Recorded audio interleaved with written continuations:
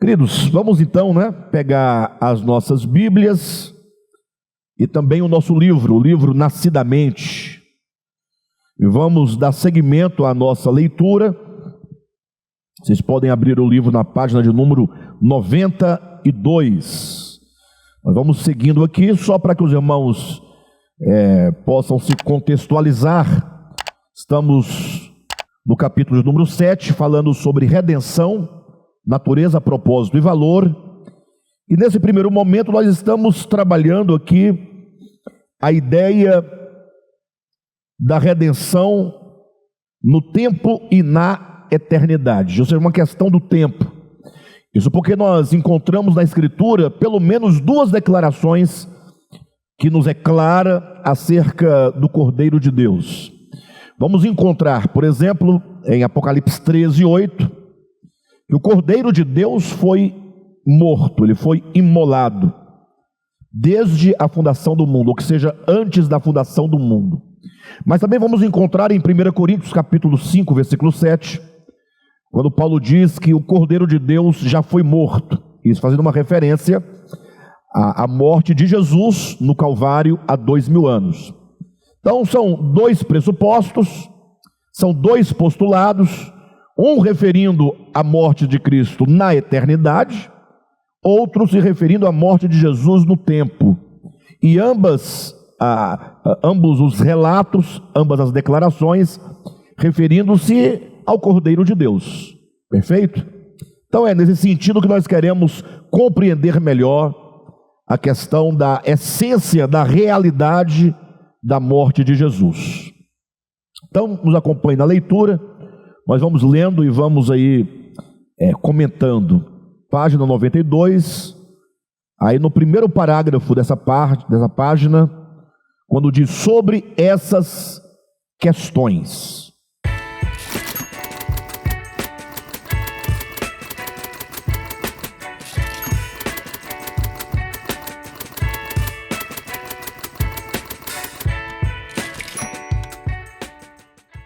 Encontraram? Então, sobre essas questões falaremos um pouco mais adiante, ou seja, sobre a relação da morte de Jesus, ou da morte de Cristo, a morte do Cordeiro, com a própria fundação do mundo. Agora, entretanto, é preciso compreender as duas circunstâncias aparentemente paradoxais acerca da morte do Cordeiro de Deus. Se ele foi morto antes da fundação do mundo, no plano da eternidade, ou se ele foi imolado há 2000 anos no plano do tempo, não é?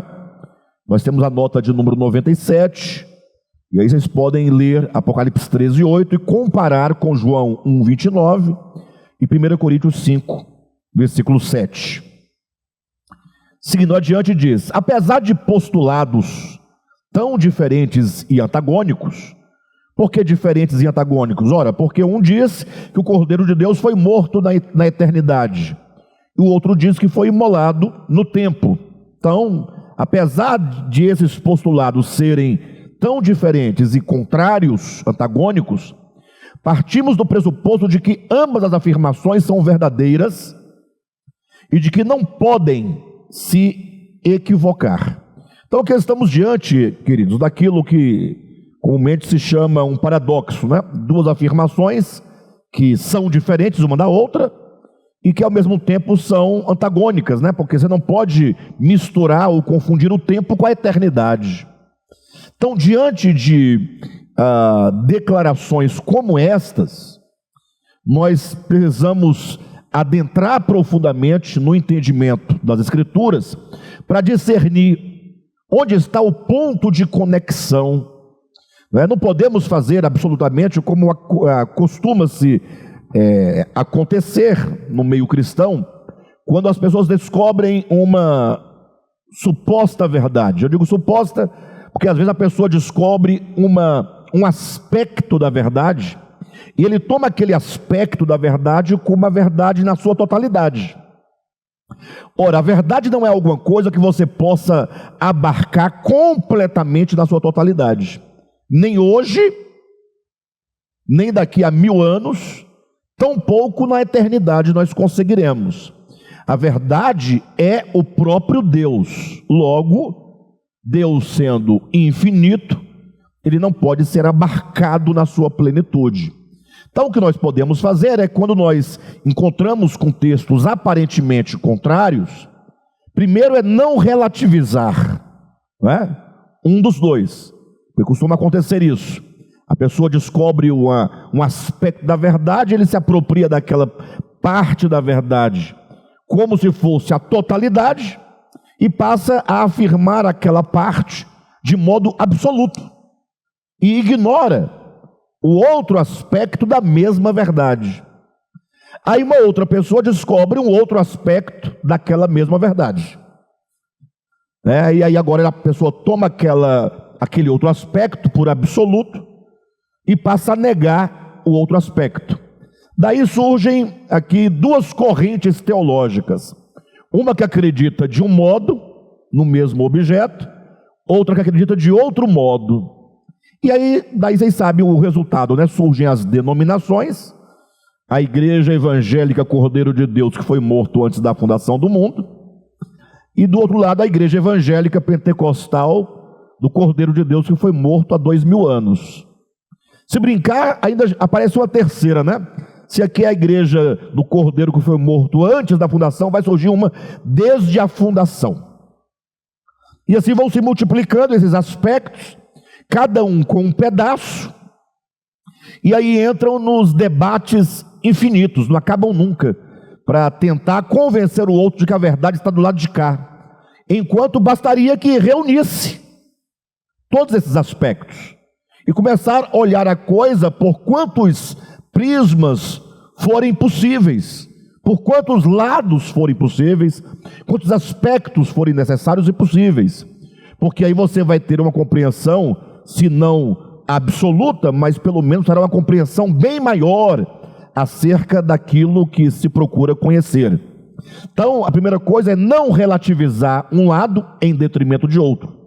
E a segunda coisa, que é basicamente a mesma coisa, mas é assumir as duas posições, ainda que no primeiro momento aparentemente contraditória, mas agora procurarmos entender onde está o ponto de conexão, no caso específico que estamos trabalhando aqui, como entender a morte do Cordeiro de Deus na eternidade e no tempo. Não é? Foram duas mortes? Não, é só uma morte. Se isso é só uma, por que uma acontece na eternidade, outra no tempo? Seriam duas, né? Mas ninguém vai falar que são duas, lógico. Tá, então é só uma. Tá, e como vamos explicar então esse fenômeno? Pelo menos esse fenômeno aparente, né? Aqui dessas declarações bíblicas. Então esse é o ponto que nós queremos aqui elucidar. Então, seguindo, né? Último parágrafo da página 92. Apesar de postulados tão diferentes e antagônicos, partimos do pressuposto de que ambas as afirmações são verdadeiras e de que não podem se equivocar. Ninguém pode se colocar de um lado em detrimento de outro, como se duas verdades fossem. Antes é preciso entender as duas proposições como complementares, dois lados de uma mesma e única verdade, que se explicam na dicotomia eternidade-tempo. Na eternidade, página 93, tem-se a realidade da morte do Cordeiro de Deus, atemporal e eterna, cuja essência se define ontologicamente na dimensão do ser divino. Puxa, uma frase bonita, né? Bem bonita, mas temos que entender, muito mais do que apreciar a beleza. Então veja, na eternidade, aprendam isso em nome de Jesus, assimilem essa verdade, porque isso aqui é fundamental para a nossa salvação. Eu sei que a salvação é pela graça, isso é verdade, que o Senhor nos salva não pelo conhecimento, mas nos salva mediante a sua própria vida em nós. Tudo isso é verdadeiro. E não estou aqui colocando em xeque a salvação de quem não conhece, de quem não entende essas verdades profundas. Eu quero dizer que quando nós não discernimos verdade tão profunda e tão preciosa, acontece de nós eventualmente sermos enganados e retardarmos o processo de salvação em nós. É possível que alguém fique a vida inteira achando que a salvação é uma questão objetiva. Irmãos, a salvação de Deus não é objetiva. Entendam claramente isso. Ou seja, o que quer dizer que a salvação de Deus não é objetiva? Então entendam vocês que o problema do homem, o problema do pecado no homem, também não é uma questão objetiva. Embora o cristianismo, não raras vezes, acaba colocando no plano da objetividade. Por exemplo, acredita-se que todo o problema do homem, e do qual ele tem que ser salvo, começa lá quando o homem comeu uma fruta. Isso é um aspecto objetivo. O homem está aqui, ele vai lá e comeu uma fruta, e aí o que aconteceu? Não aconteceu nada, só que não era para comer, não era para comer. E como então Deus disse para não comer e o homem comeu, então agora esse homem está danado ao inferno, está condenado ao inferno, ao lago de fogo, porque Deus falou para não comer, você comeu, então é isso aí. E agora, por causa disso, do fato de o homem ter comido um fruto, agora ele será lançado dentro de um tacho de fogo e ficará lá eternamente queimando, pelos milhões e milhões, bilhões de anos, incontáveis, não tem nem poder contabilizar, porque é o lago de fogo eterno. Isso é uma ideia de objetividade. Por isso que os cristãos continuam insistindo, dizendo que o pecado é usar chapéu. Usar chapéu é uma coisa objetiva. Por que é objetivo? Porque não envolve o ser do homem. Então eu posso colocar um chapéu e não alterar nada em mim, no meu coração. E posso tirar o chapéu e não alterar nada em mim. Isso é o que eu chamo de objetivo. Por isso que até hoje insistem na ideia de que o pecado é usar joias, seja um anel, uma pulseira, um cordão, um bracelete, ou acham que o pecado é fazer uma tatuagem, um desenho na pele, Ou seja, o cristão fica a vida inteira perdido e preocupado com essas mesquinharias que não mudam nada. Por exemplo, eu não tenho nenhuma tatuagem no meu corpo. Por qual motivo? Porque eu não aprecio nem em mim, nem no outro. Mas isso, a tatuagem do outro não é um problema meu, mas eu tenho o direito de não apreciar. Mas é só questão de gosto, mais nada. Agora, eu não sou melhor em nada, porque não tenho tatuagem, do que aquele que tem tatuagem. Eu não sou mais santo, eu não sou melhor, não sou mais justo por isso. Pelo contrário, Pelo contrário, é possível haver pessoas que não tenham nenhuma tatuagem e sejam no seu coração mais pura do que alguém que eventualmente tem uma tatuagem.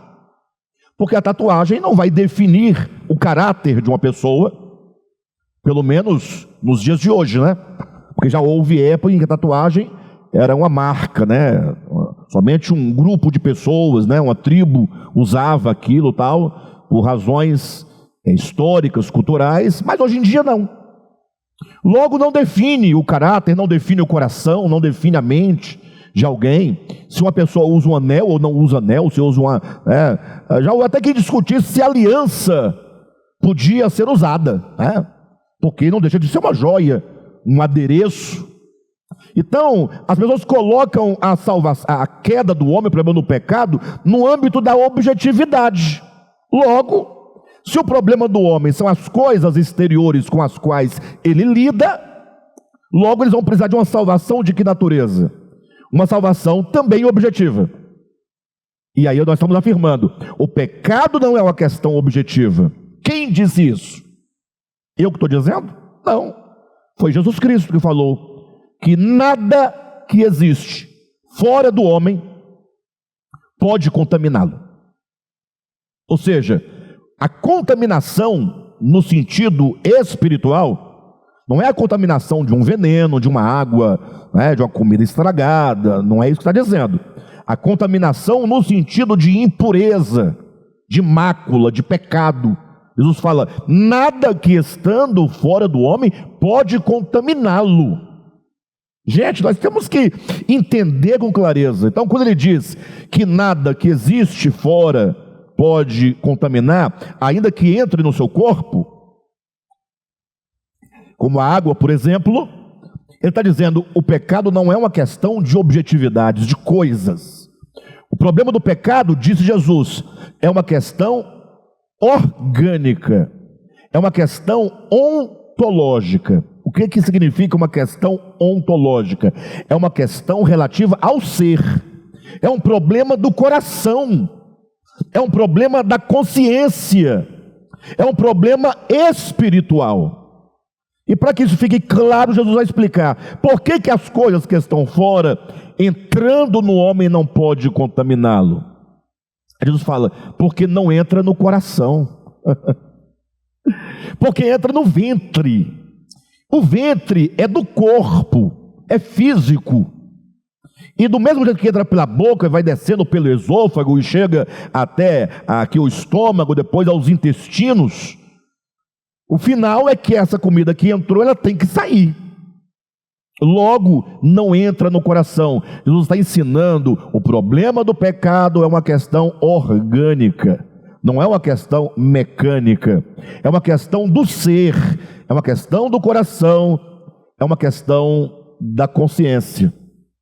Logo, o homem precisa de uma salvação que seja o quê? Orgânica. Quando nós afirmamos que o pecado não é objetivo, e consequentemente a salvação não é objetiva, o que se entende por salvação objetiva? Então fala, olha, você está condenado porque você é um pecador, você nasceu condenado. A gente dá um gelo na gente, né? O camarada nascer condenado não é brincadeira. Acabou de entrar no mundo, não sabe falar, não sabe pensar, não sabe nada, já está condenado, ponto, acabou. Então está condenado, está condenado. Não, mas tem uma saída. Vai esperar crescer. Alguém vai dizer, Jesus pagou por você o preço na cruz do Calvário. O que é verdade, tá? Mas temos que entender isso organicamente, não objetivamente. Eles falam objetivamente. Jesus morreu há 2000 anos, aquela morte era para ser sua. Logo, se você acredita naquela morte no seu lugar, você não sofre mais a morte eterna. Fechou? Só pronto, então eu aceito essa morte. Pronto, aceitou? Pronto. Ele falou, nasceu de novo. Agora você tem o passaporte para entrar no céu. Ou seja, porque você aceitou objetivamente aquele sacrifício, então agora você tem acesso a Deus. Aí a pergunta que eu faço é, o que muda nessa pessoa a partir de então? No ser, no coração. Ela deixa de ser egoísta? Só aceitou Jesus, ela deixa de ser egoísta?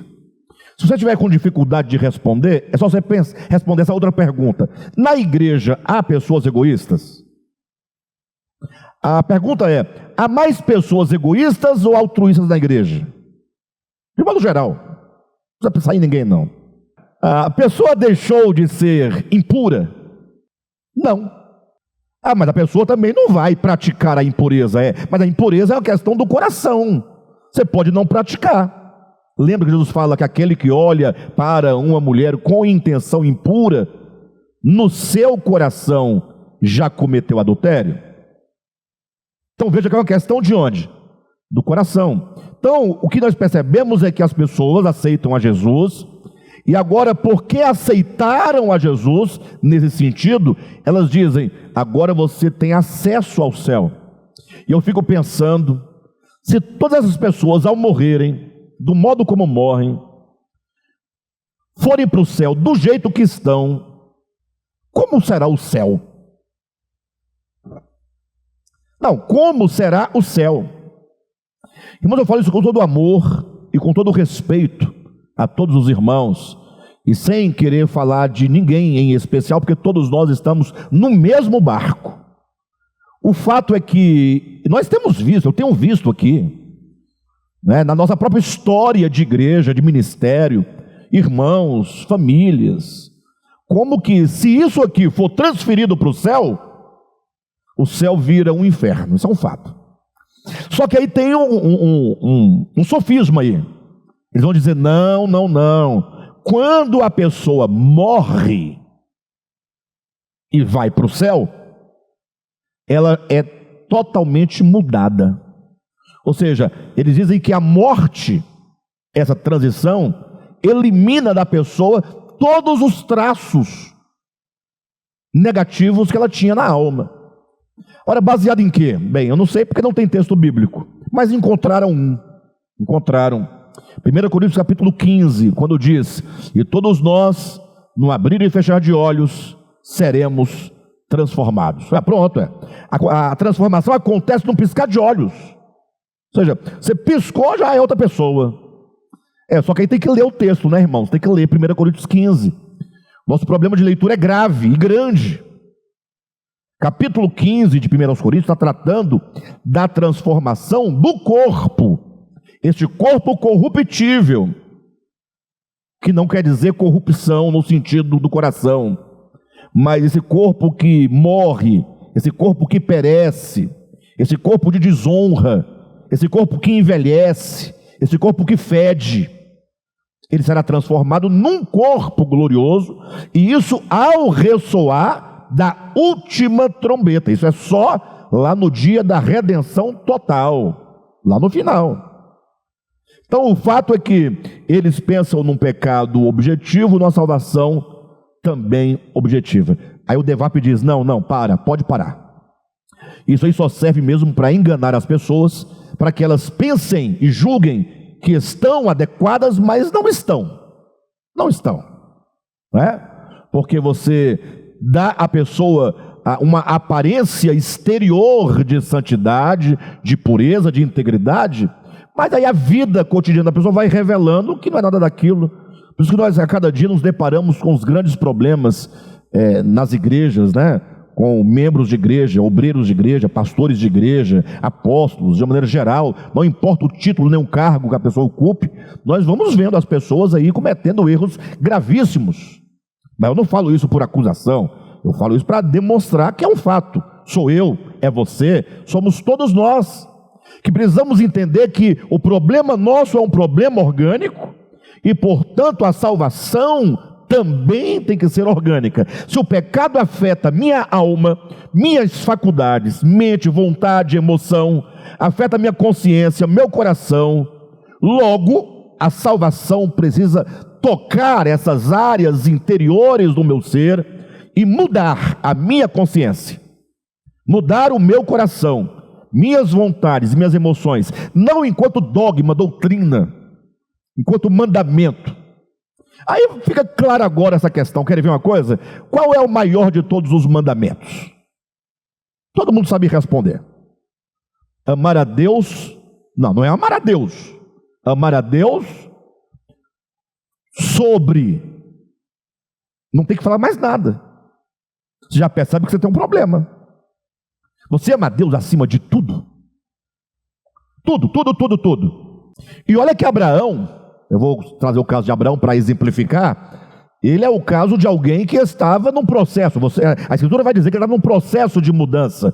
Quando ele foi chamado em Ur da Caldeia, até o Monte Moriá, em que ele coloca seu filho sobre o altar, há uma longa travessia, né? Um longo caminho de aperfeiçoamento.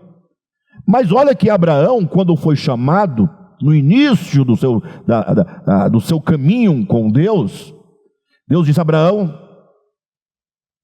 sai da tua terra, sai da tua parentela, sai da casa do teu pai e vem, porque eu quero te usar como instrumento para abençoar todas as nações da terra.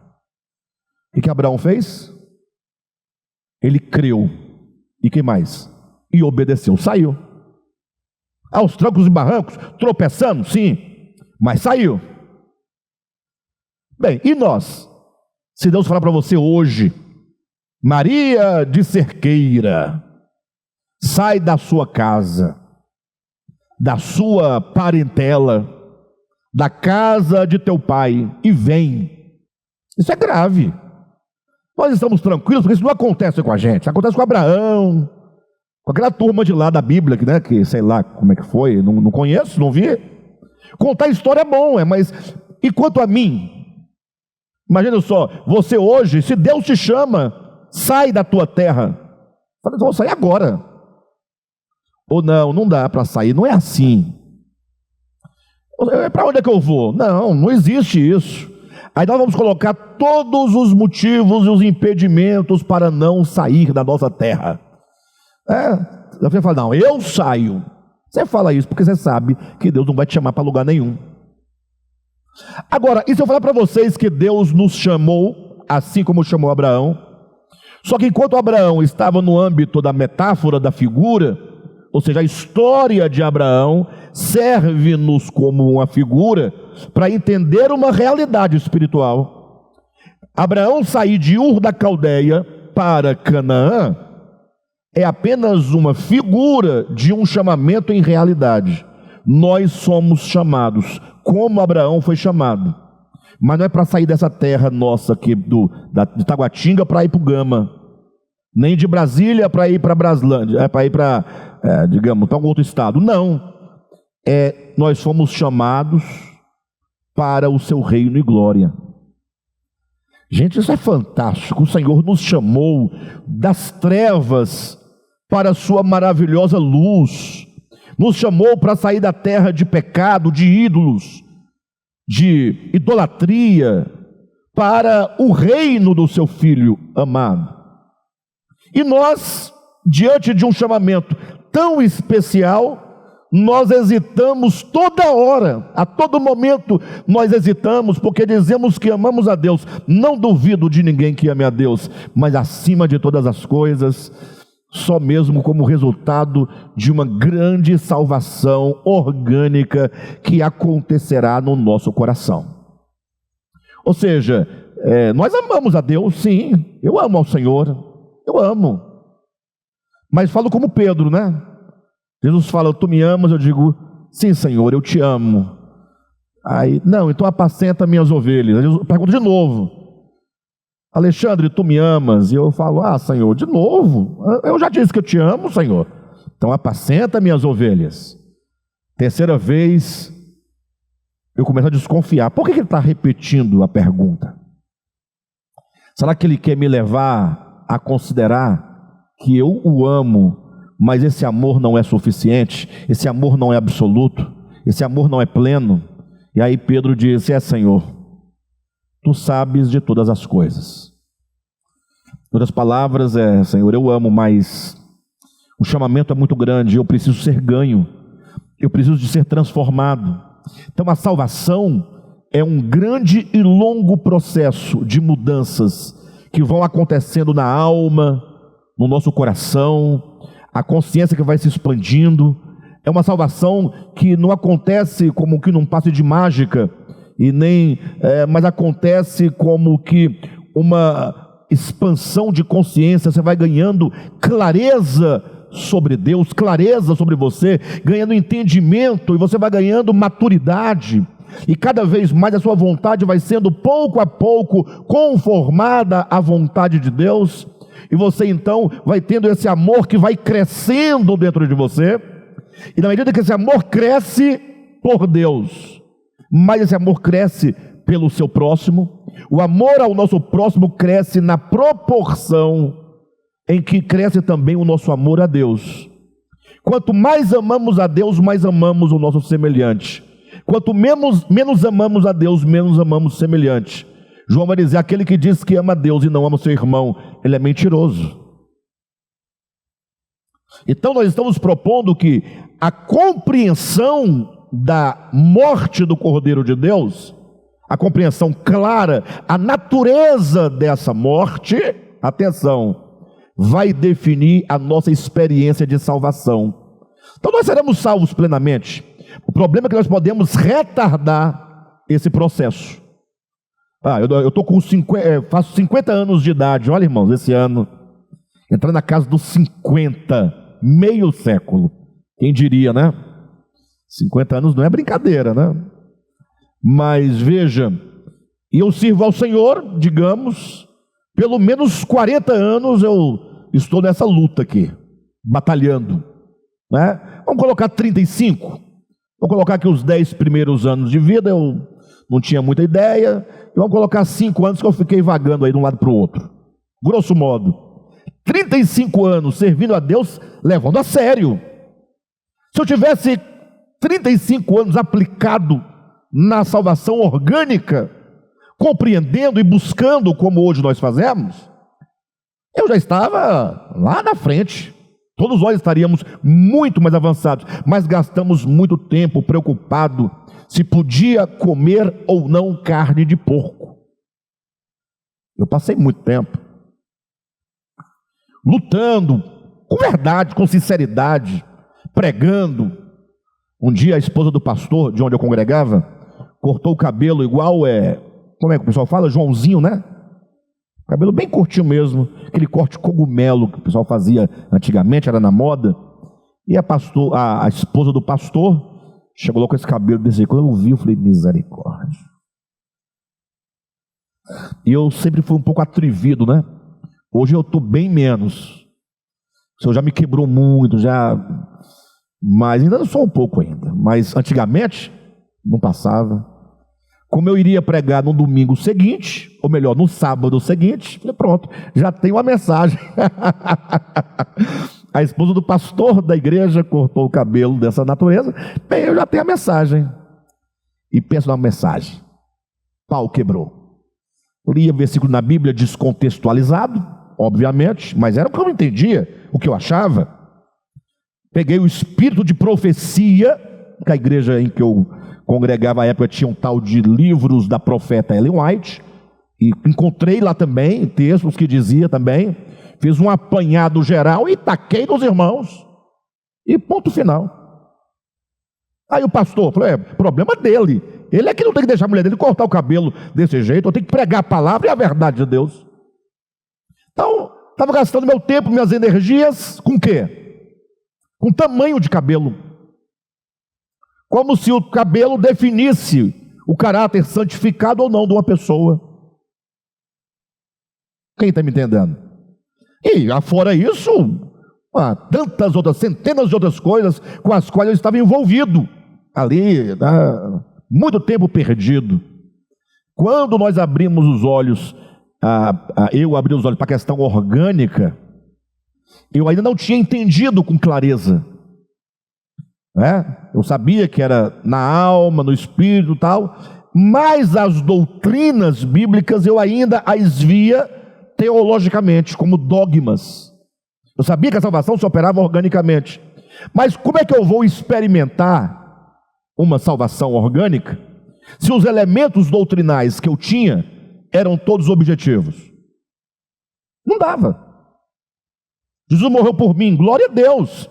Ó Senhor, opera essa salvação da cruz dentro de mim. Mas a doutrina foi lá que ele morreu há 2000 anos. Eu não tinha acesso a essa morte. Eu acreditava na morte, era honesto naquilo que eu acreditava e professava, mas eu não tinha acesso. Eu tinha que compreender qual é o sentido dessa morte e a natureza dessa morte. Então, compreender isso é essencial para que nós experimentemos a nossa salvação. Então, voltando aqui ao texto, veja, na eternidade tem-se a realidade da morte do Cordeiro de Deus. Então, a realidade da morte está onde? Na eternidade. A realidade da morte. Alguém fala assim, ora, mas e a morte de Jesus há 2000 anos não tem realidade? Calma, você vai compreender. A realidade da morte do Cordeiro de Deus na eternidade tem-se a realidade da morte do Cordeiro de Deus, atemporal e eterna. Morte atemporal e eterna, cuja essência, a essência dessa morte, se define ontologicamente na dimensão do ser divino. Então, onde é que nós encontramos salvação? Qual é a fonte da salvação? No próprio ser de Deus.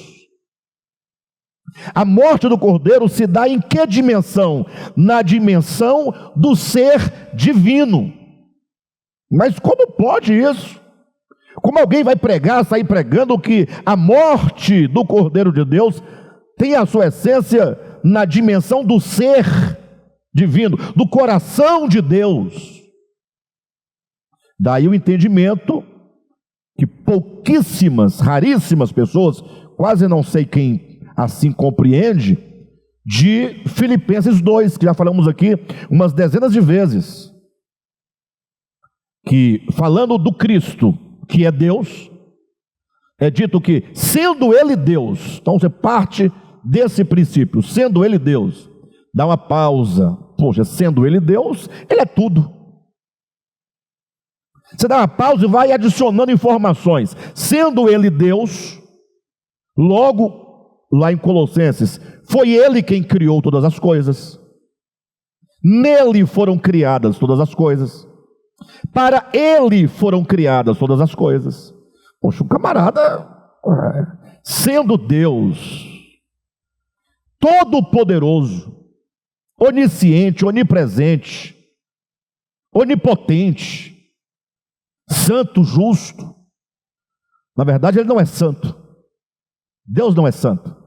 Ele é a própria santidade. Você vai encontrar textos que dizem que Deus é santo, né? Não tem problema.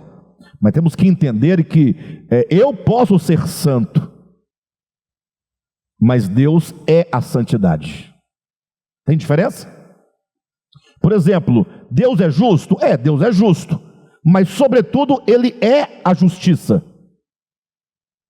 Deus é bom? Deus é bom. Mas, sobretudo, Ele é a própria bondade. Ou seja, a bondade é uma pessoa. A justiça é uma pessoa que agora se manifesta como atributo. Quem tem a justiça como atributo é justo. Quem tem a santidade como atributo é santo. Eu falei o quê? Tá certo, né? Quem tem a justiça como atributo é justo.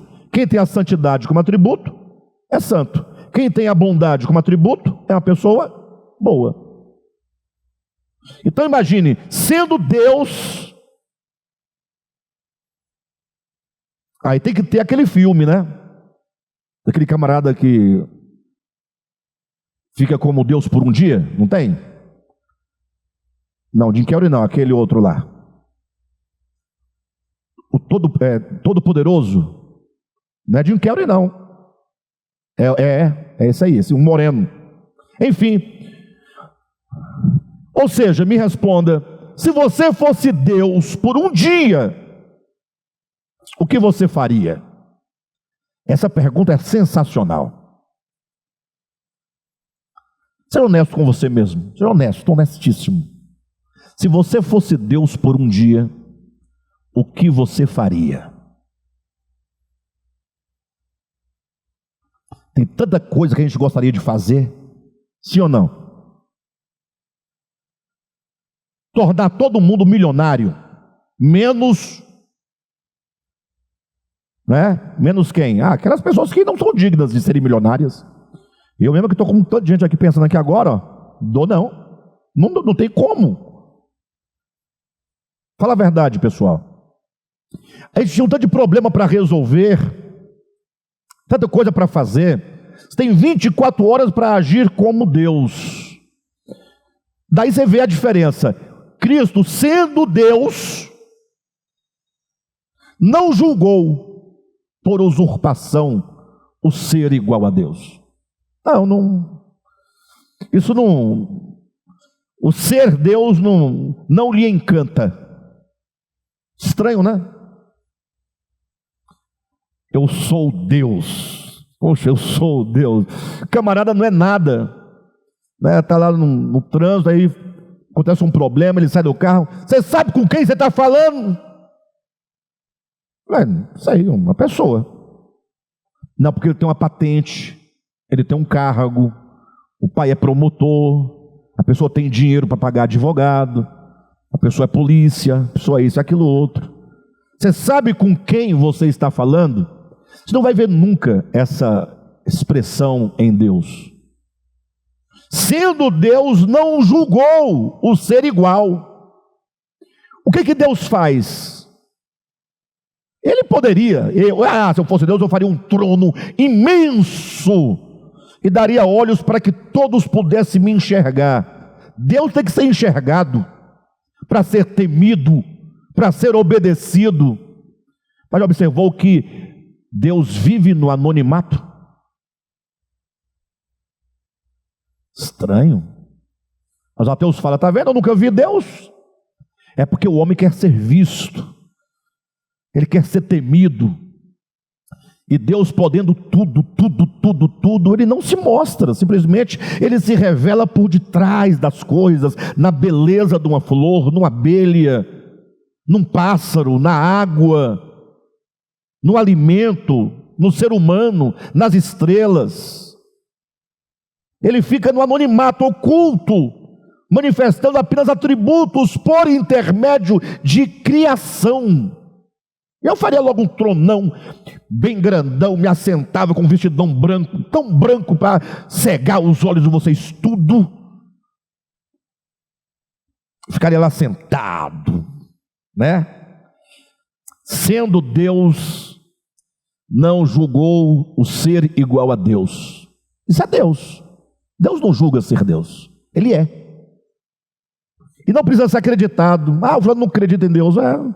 Tá bom.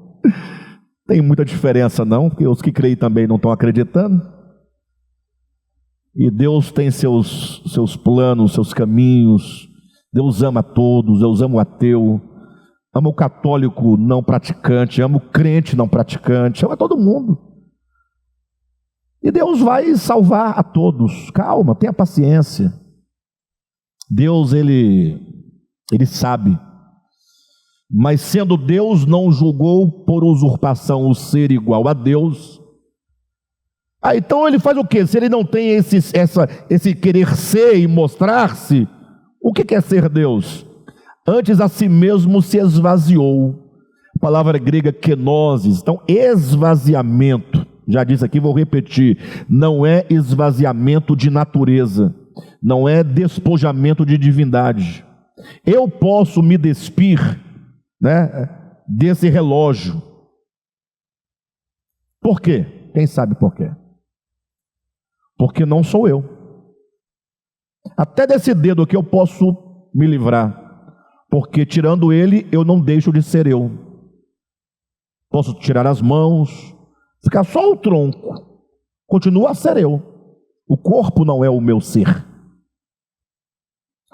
Agora, Deus vai se despir de quê? Afinal, se Ele é um todo absoluto, Deus não tem justiça, Deus não tem retidão, Deus não tem, como não tem? Ele é a própria medida, é o ser divino que é. Como é que Ele não tem divindade? Ele é a divindade. Como é que Ele vai deixar de ser o que Ele é? Não tem como. Mas a Bíblia diz que Ele se esvaziou. Como é que eu vou entender de que se esvaziou e como se esvaziou? Aí eu continuar lendo. Ele se faz homem.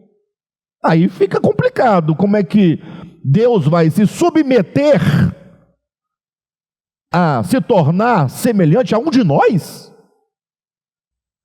Eu não vou nem perguntar se você queria se assemelhar a uma ameba. Você não vai querer.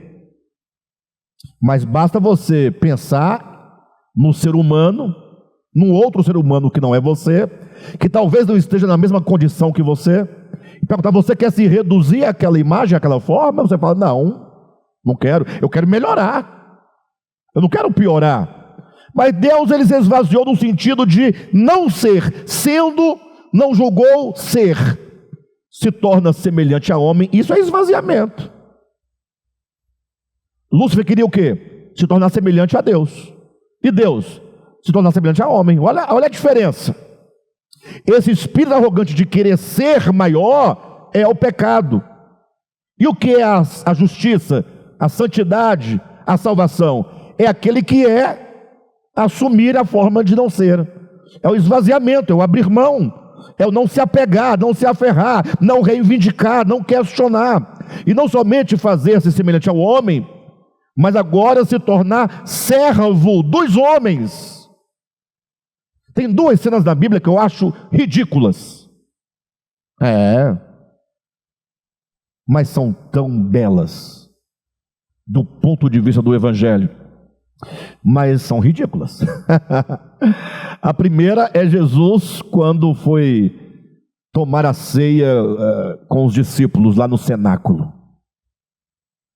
12 camaradas sem futuro, pecadores, cheios de nó pelas costas, não queriam se submeter, era uma coisa do cotidiano que era lavar os pés, porque quando as pessoas caminhavam muito nas ruas poeirentas de Jerusalém, daquela região, chegavam na casa de alguém depois de uma longa jornada, sempre havia um escravo ali, sempre havia um escravo na casa, que dentre todos os escravos fazia esse papel menor, inferior, de lavar os pés dos viajantes, dos hóspedes. Como Jesus havia pego aquela casa emprestada, o dono, diz a Escritura, que o dono da casa se retirou, ele e seus empregados, toda a sua família, e deixou a casa para Jesus usar, lá a sua casa, deixou as vasilhas, as toalhas, tudo.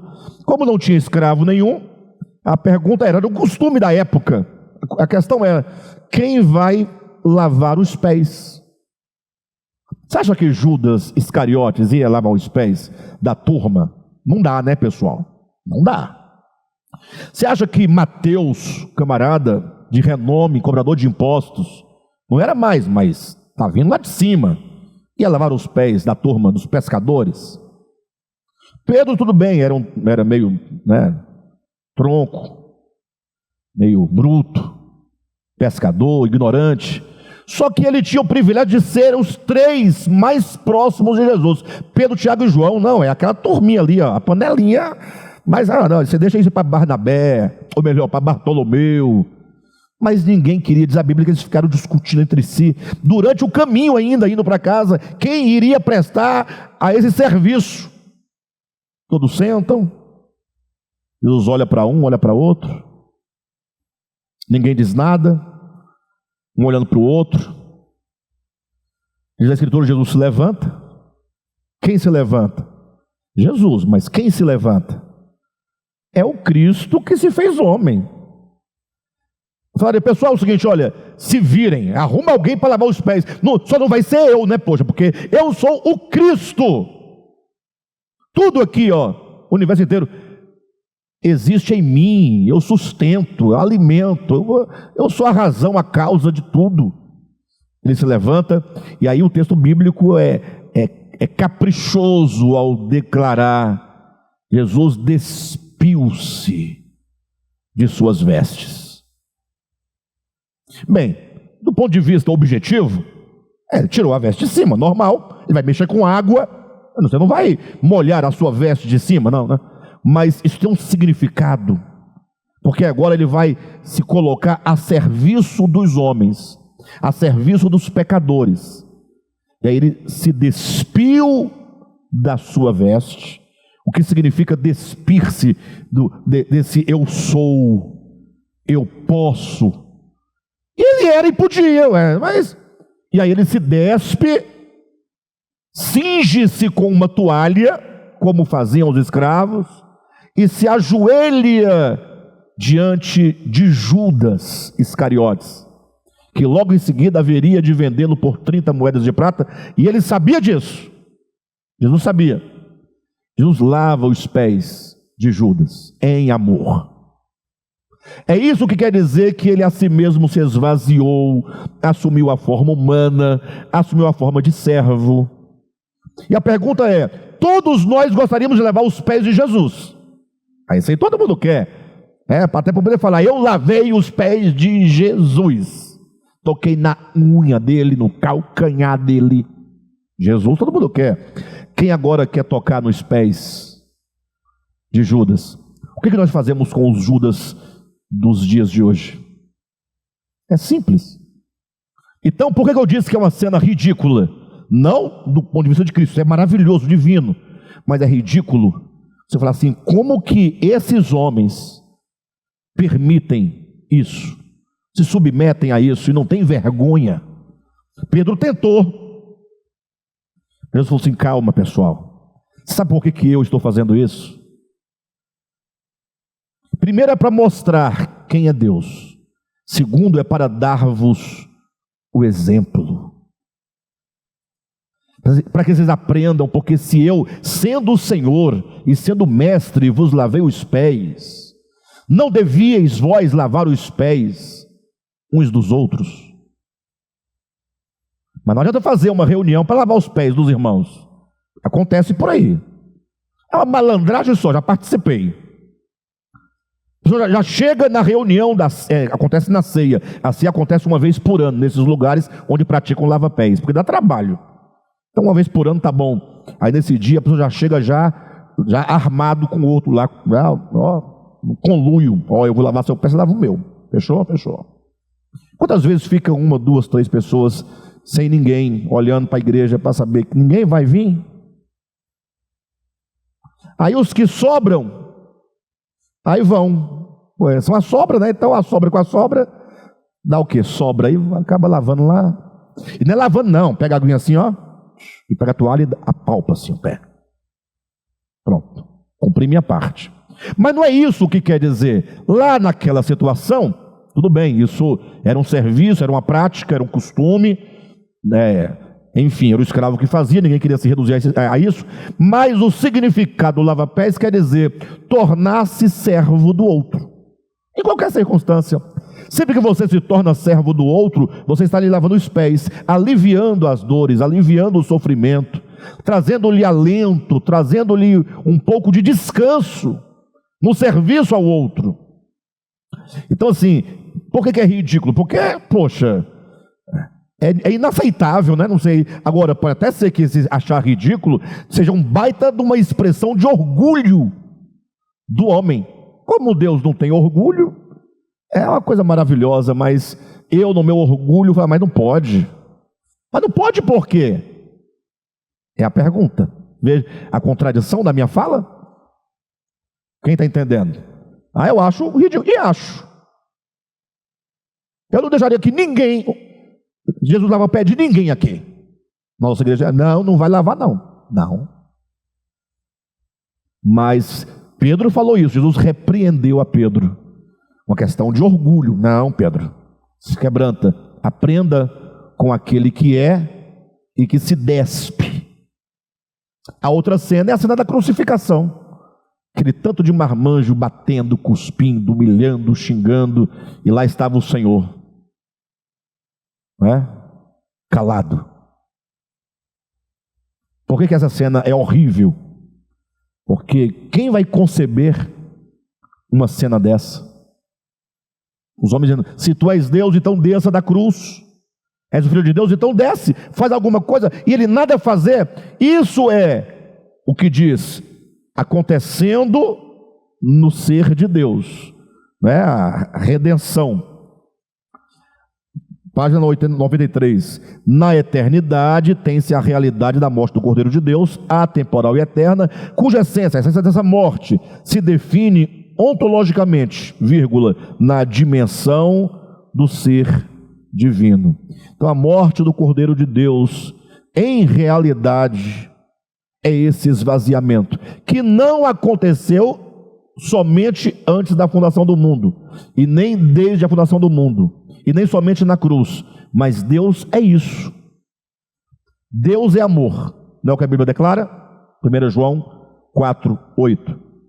E o que é o amor? 1 Coríntios 13, é aquilo lá. Então, Deus é um constante derramar-se, é um constante doar-se, é um constante perdoar, nunca puxa para si, só entrega. No tempo, agora falando da cruz, lá do Calvário, em Jerusalém, no tempo tem-se a manifestação da morte do Cordeiro de Deus. Então, o Cordeiro de Deus morre desde a eternidade. Quando fala antes da fundação do mundo, quer dizer que mesmo não havendo o mundo, já estava lá imolado.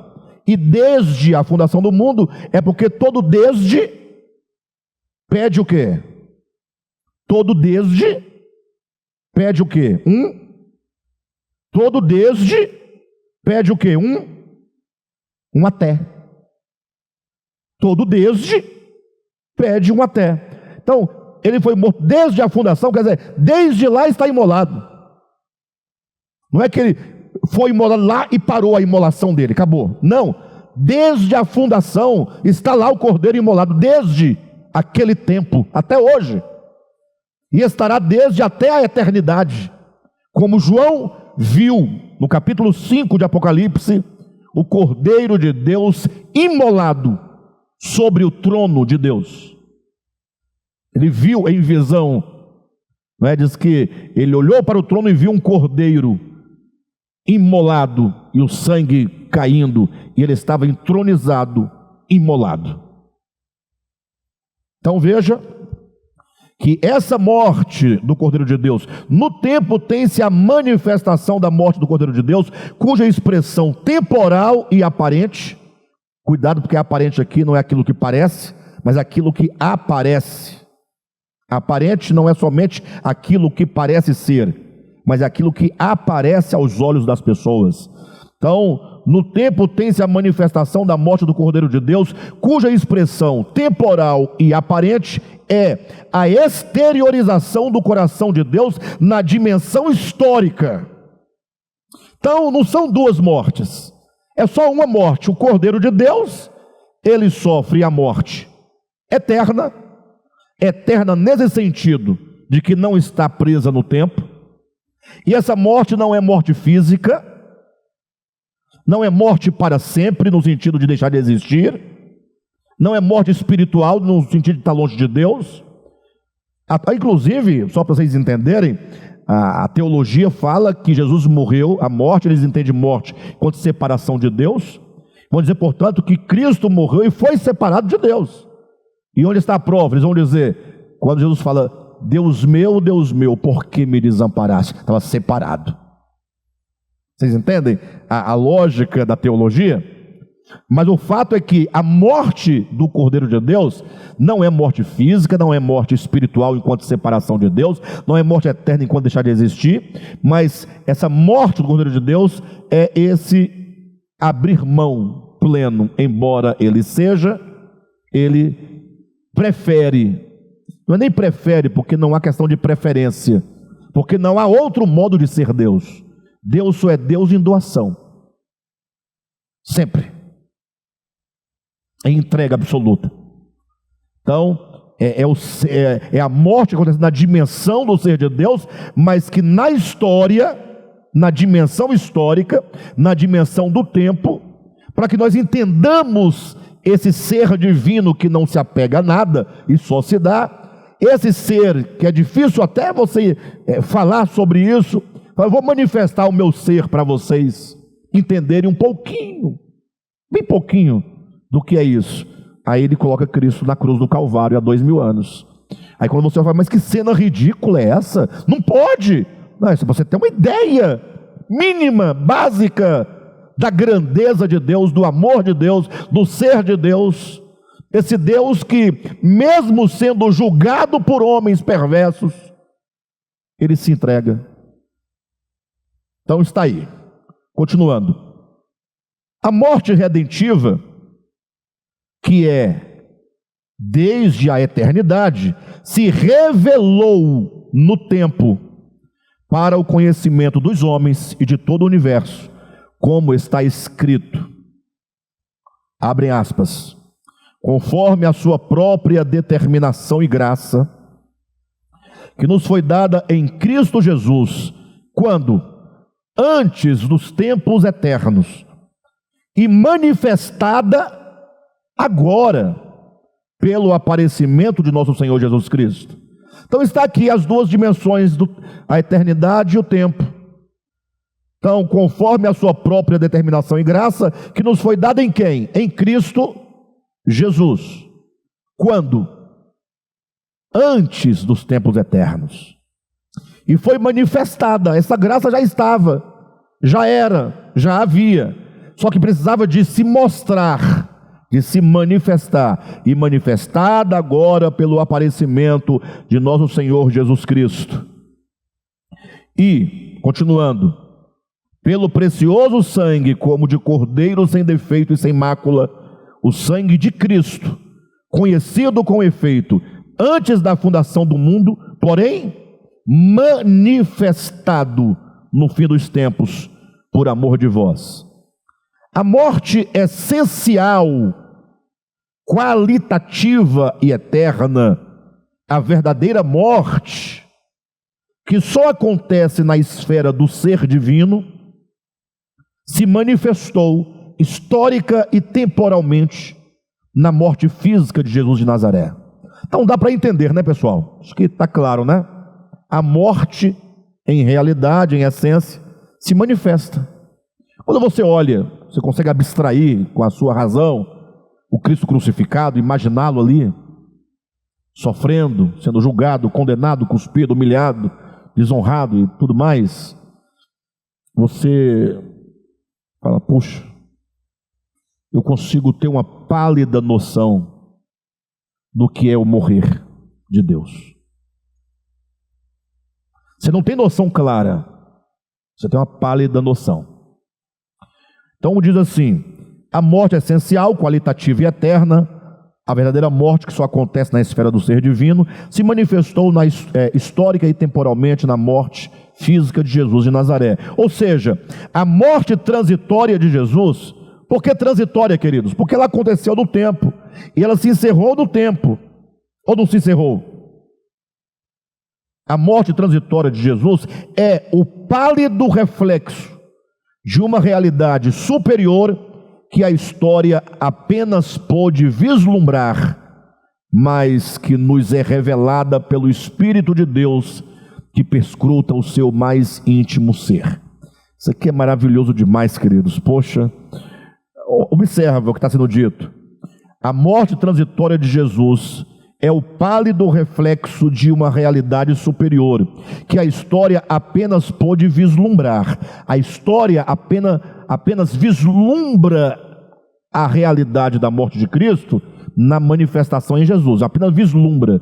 Vislumbrar é ver de longe, é ver os contornos. Vislumbrar não é enxergar completamente. Vislumbrar é ter uma noção.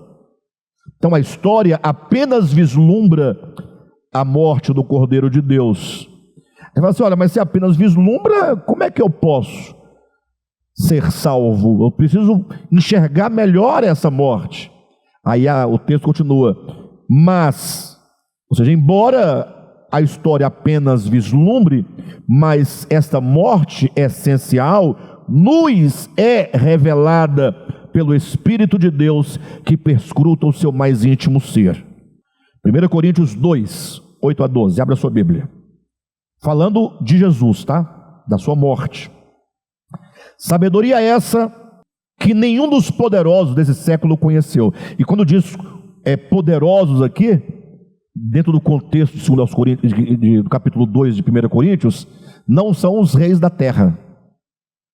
Dentro do contexto aqui são os amantes do saber, são os filósofos, os poderosos do conhecimento.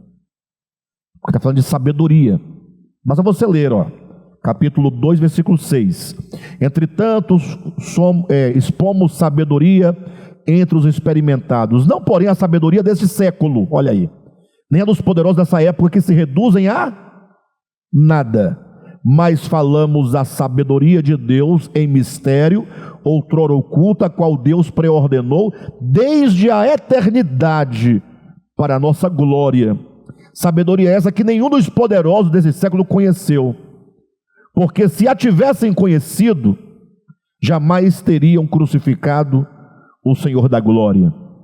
Mas como está escrito, atenção, nem olhos viram, nem ouvidos ouviram, nem jamais penetrou em coração humano o que Deus tem preparado para aqueles que o amam. Ou seja, essa morte essencial do ser divino, que apenas se vislumbra na morte física, é algo que jamais subiu ao coração do homem. Nem olhos viram, nem ouvidos ouviram, nem jamais penetrou na ideia do homem, por mais sábio, nem de Platão, nem de Sócrates, nem de Xenofontes, nem de Aristóteles, nem de nenhum, absolutamente. Jamais pensaram, não tem como o homem imaginar essa grandeza, nem nós, agora depois da morte física de Jesus, nem quem estava diante da cruz poderia. Nem olhos viram, nem ouvidos ouviram, nem jamais penetrou em coração humano o que Deus tem preparado para aqueles que o amam. Mas, versículo 10, Deus nolo revelou pelo Espírito. É o Espírito de Deus quem revela a dimensão do morrer de Cristo, do Cordeiro imolado. Só o Espírito Santo para revelar, para mostrar com mais clareza do que o evento histórico. O evento histórico poderia ter acontecido. Não fosse o Espírito Santo, ninguém poderia discernir aquela manifestação da morte do Cordeiro. Ninguém poderia discernir. Mas Deus nolo revelou pelo Espírito. Por que o Espírito? Porque só o Espírito pode fazer isso?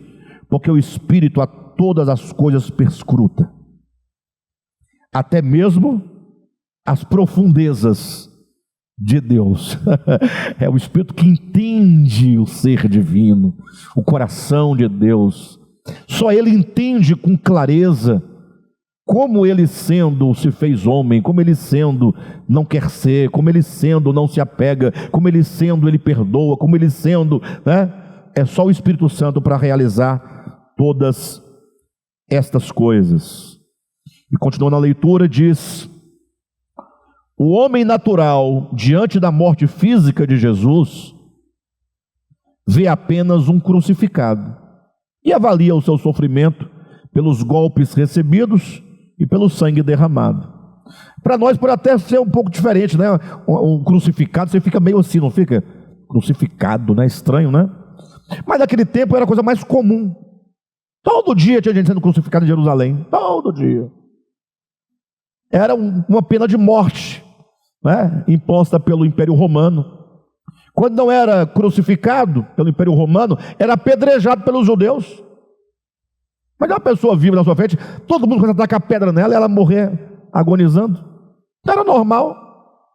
Então o homem natural, diante da morte física de Jesus, vê apenas um crucificado e avalia o seu sofrimento pelos golpes recebidos, pelo sangue derramado. O homem espiritual, que a tudo discerne, o homem espiritual divisa em Jesus o Senhor da glória, enxerga em Jesus o Senhor da glória, como cordeiro recém-imolado no trono da eternidade.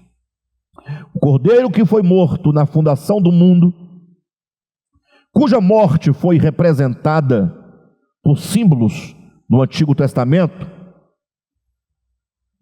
com a morte dos animais, vocês lembram? E manifestada em aparência exterior há 2000 anos em Jerusalém. E aí eu volto para vocês perceberem essa gradação. O cordeiro que foi morto na fundação do mundo, cuja morte foi representada pelos animais que morriam lá no Antigo Testamento, e que foi manifestada em aparência exterior há 2000 anos em Jerusalém, é ainda hoje o cordeiro recém-imolado, e continuará a sê-lo pelos séculos dos séculos. O templo é como que uma janela semiaberta na eternidade, por onde se pode apenas entrever aquilo que é perfeito. Um dia, o morrer eterno do Cordeiro se manifestará plenamente em sua essência e realidade absolutas. Então entenderemos claramente que na morte está o poder da vida. Bem, quando eu digo então entenderemos, quando eu digo que essa morte um dia se manifestará plenamente, então entenderemos claramente, ou melhor, nós O tempo é como que uma janela semiaberta na eternidade, por onde se pode apenas entrever aquilo que é perfeito. Então, o que nós vemos hoje são ainda imperfeições, tudo muito imperfeito. Paulo diz que quando vier o que é perfeito, nós haveremos de vê-lo como ele é. Lógico, não na dimensão absoluta. Nós teremos uma ideia possível, exata do que seja. Uma ideia possível, porém exata, daquilo que é a morte do Senhor. E um dia o morrer eterno do Cordeiro se manifestará em sua essência e realidade absolutas. Então entenderemos claramente. Ou seja, quando vier o que é perfeito, quando essa morte se revelar plenamente dentro de nós, quando eu uso as palavras plenamente, absolutas, eu quero dizer aquilo que é possível ao alcance do entendimento humano, é revelado pelo Espírito, mas aquilo que a minha mente comporta, que a minha razão comporta, nós então entenderemos claramente que na morte está o poder da vida. Parece uma frase de efeito, parece uma frase que foi inventada para encerrar aqui uma parte. Entenderemos que o poder na morte está o poder da vida, mas pare para refletir sobre isso. O que nós buscamos? Não é a vida? Não é a vida eterna? E onde está essa vida eterna? Na morte está o poder da vida. Ou seja, ninguém poderá experimentar a vida se não experimentar a morte. A grande prova do que nós estamos colocando, e isso ninguém poderá contestar. Até aqui alguém pode falar, pode ficar questionando, mas tem algo que ninguém pode questionar, que o Evangelho é um convite para que os que creem se unam a Cristo na sua morte. Está o desafio. Todos concordam com isso. Todo cristão concordará que o Evangelho é um convite a que aqueles que creem em Cristo se unam a Ele na sua morte. Faça isso. Se você acha que é a morte física, a realidade, vai lá, em Jerusalém, e seja crucificado com Ele naquele madeiro lá. Volte no tempo e fala, eu quero ser crucificado com Ele nessa cruz aqui. Mas não tem jeito, Alexandre. Então como é que você vai se unir? É acreditando? Como é que você se une? A vida cristã não é discipulado? Não é seguir os passos do Senhor? O que é se unir a Ele na sua morte? É morrer com Ele. E como é que morre com Ele se eu não posso voltar no tempo?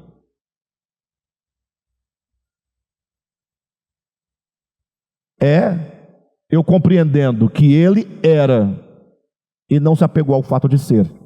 Se esvaziou, se humilhou, tornou-se servo. E eu compreender que eu não sou, mas quero ser. Porque tudo que nós queremos é querer ser. Fala a verdade, isso é uma bobagem. Ninguém vai, eu não quero ser, eu não quero. De bobagem, você quer ser. Você procura todo dia alguém em quem mandar.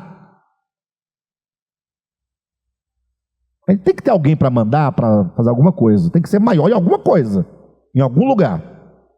Então eu tenho que entender que eu não sou, e que toda a minha luta em querer ser, e unir-me a Cristo na sua morte, é abrir mão desse desejo de querer ser. E portanto, reconhecendo que não sou, me esvaziar desse desejo, abrir mão do poder, abrir mão da glória humana, abrir mão da honra humana, e me entender que eu preciso me esvaziar, tendo o outro, o próximo, como sendo superior a mim, a quem eu devo servir-lhe. Essa é a ideia. Só assim que se pode unir a Cristo, unir-se a Cristo na sua morte. Não tem outro meio.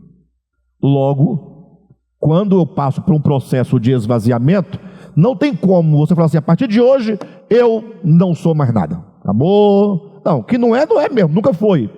Mas esse querer ser, a partir de hoje eu não quero mais, não tem jeito. Você agora vai ter que ser trabalhado. Pouco a pouco, esse eu, ou melhor, esse ego, vai sendo o quê? Destruído, pouco a pouco. Na medida que você vai ouvindo o Evangelho, vai crendo no Evangelho, vai absorvendo o Evangelho, vai admirando o Evangelho, vai contemplando o Evangelho, vai orando o Evangelho, e aí você vai sendo trabalhado. O Espírito de Deus é que vai, por meio de sofrimentos, de tantas circunstâncias conflituosas, de sofrimento, de humilhação, o Senhor vai te colocar, Ele vai te reduzindo, te quebrando, fazendo sobretudo compreender, você não é o que você pensa ser. E aí nós vamos sendo convencidos, vamos sendo transformados, vamos nos entregando pouco a pouco. Amém, queridos?